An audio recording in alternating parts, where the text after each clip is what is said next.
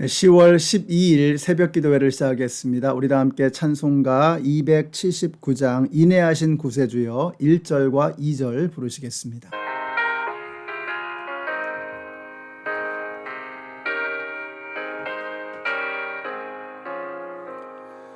인내하신 구세주여 내가 비오니 자이노라 하실 때에 날 부르소서. 주여 주여 내가 비오니 죄이노라 하실 때에 날 부르소서. 자비하신 보좌 앞에 꿇어 엎드려 자복하고 회개하니 믿음 주소서.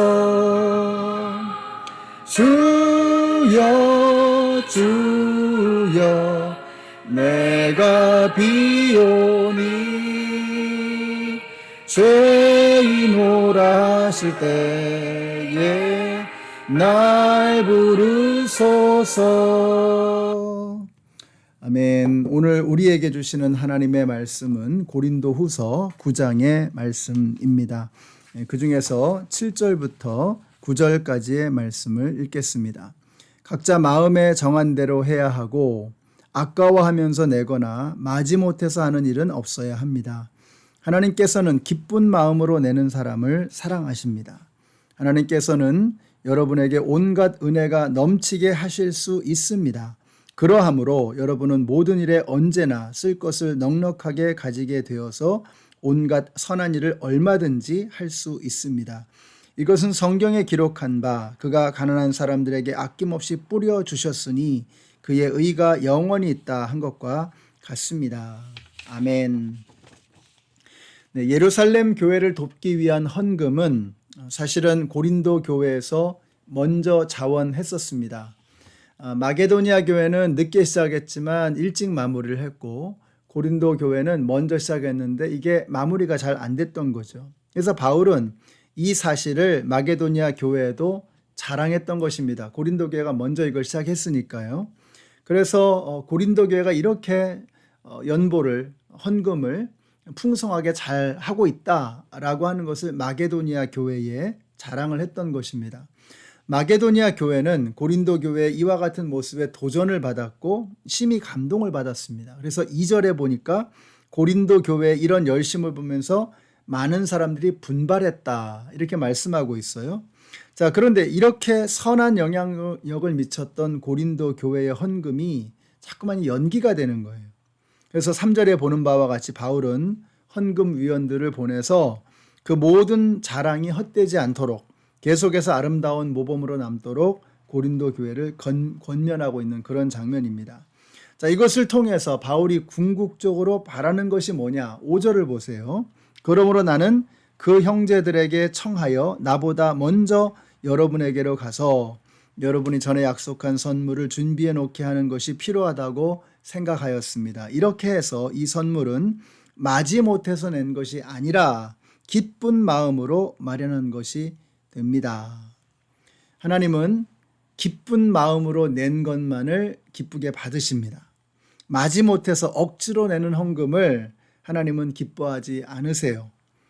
생각해보면 우리가 참 우습죠. 우리가 가진 것이 전부 하나님의 것인데 그리고 하나님께서 걷어가시면 이거 뭐 순식간에 먼지와 같이 날아가 버리는 것입니다. 근데 우리가 하나님 앞에서 인색한 거예요. 이게 하나님 보실 때는 얼마나 어리석고 우스꽝스러운 일이겠습니까? 마치 어린아이가 아무것도 모르는 아이가 뭐 아빠가 엄마가 뭐 달라 그러면 아까워서 못 주는 것처럼 엄마 아빠가 뭐 꼭 그게 필요해서 달라는 게 아니잖아요. 귀여워서 보는 거잖아요. 근데 아까워가지고 주지를 못하는 거예요. 꼭 그런 거죠. 근데 우리가 신앙생활을 그렇게 오래 했는데 믿음의 연조가 그렇게 깊다고 하면서도 하나님 앞에 인색하고 헌금 생활, 물질 생활을 바르게 하지 못하는 것은 여러분 이것은 부끄러운 일인 것입니다. 하나님 앞에서 인색하면 하나님께서 참 답답해 하실 것입니다. 야, 지금 네가 쓰는 거, 네가 가지고 있는 그 모든 것이 다 내 거야. 내가 얼마든지 넘치도록 부어줄 수 있어. 하나님의 마음이 참 답답하신 거죠. 7절을 보세요. 각자 마음에 정한 대로 해야 하고 아까워하면서 내거나 마지못해서 하는 일이 없어야 합니다. 하나님께서는 기쁜 마음으로 내는 사람을 사랑하십니다. 8절도 보세요. 하나님께서는 여러분에게 온갖 은혜가 넘치게 하실 수 있습니다. 그러므로 여러분은 모든 일에 언제나 쓸 것을 넉넉하게 가지게 되어서 온갖 선한 일을 얼마든지 할 수 있습니다. 여러분, 하나님의 자원에는 제한이 없어요. 하나님이 마음 먹으시면 얼마든지 부어주시는 것입니다. 문제는 무엇입니까? 하나님께서 그 물질을 주실 때 그 물질을 대하는 우리의 마음 자세라고 하는 거죠.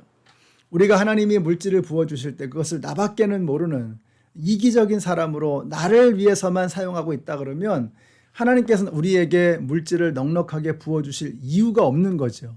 그것 때문에 오히려 우리가 망가지지 않겠습니까? 그런데 우리가 정말 하나님께서 얼마든지 부어주실지라도 그것을 통해서 다른 사람을 유익하게 하고 다른 사람을 돌봐주는 그러한 도구로 사용되어진다면 생각해 보세요, 여러분. 하나님께서 저와 여러분을 축복해 주시지 않으실 이유가 없다는 거죠. 그래서 9절에 보세요. 그가 가난한 사람들에게 아낌없이 뿌려 주셨으니 그의 의가 영원히 있다.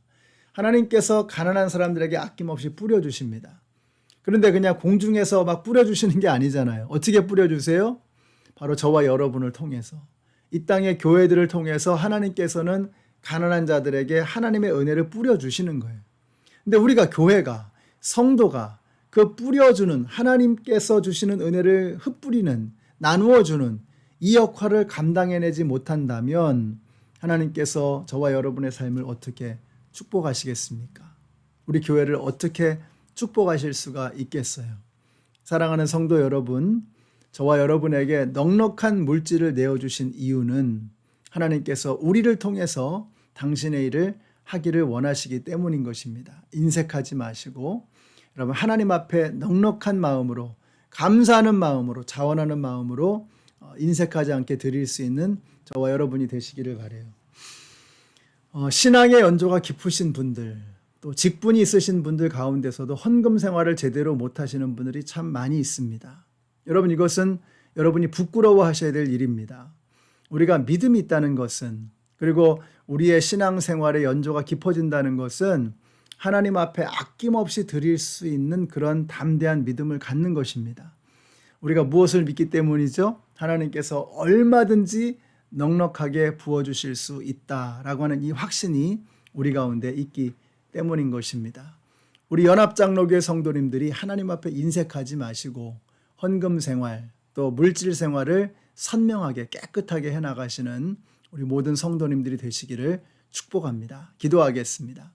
사랑의 하나님, 주님의 은혜를 감사합니다. 하나님께서는 우리에게 정말 다 쓰고도 모자라지 않도록 넉넉하게 부어주셨는데 저희들은 하나님 앞에 이렇게 늘 인색합니다. 하나님, 저희들의 믿음을 다시 돌아보게 하시고 우리의 인색한 믿음을 부끄럽게 여길 수 있는 저희들 되게 하여 주시옵소서. 예수님의 이름으로 기도드렸습니다. 아멘. 네, 사랑하는 성도 여러분, 여러분이 하나님 앞에 물질을 통해서 인색하시면 안 됩니다. 헌금 생활을 올바르게 하시고 물질 생활을 분명하게 바르게 하실 수 있는 우리 모든 성도님들이 되시기를 축복합니다.